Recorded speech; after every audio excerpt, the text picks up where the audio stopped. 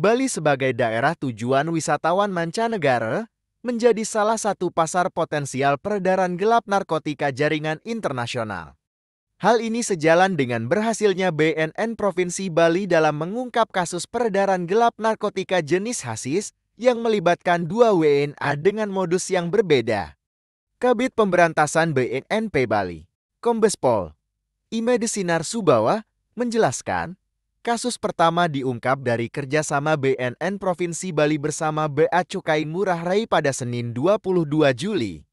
Yang melibatkan WNA dari Riga dan Latvia berinisial 6S yang menyelundupkan narkotika jenis hasis sebanyak 440,41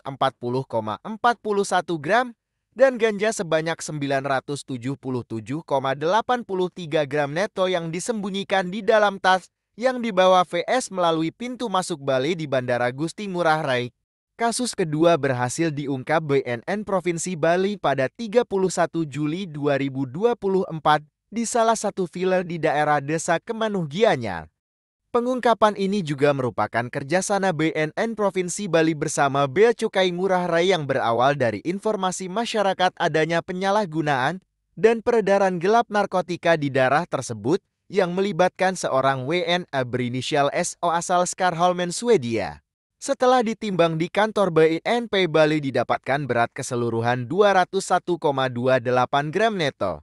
Secara umum di Bali, hasis merupakan narkotika yang populer dan kerap disalahgunakan WNA.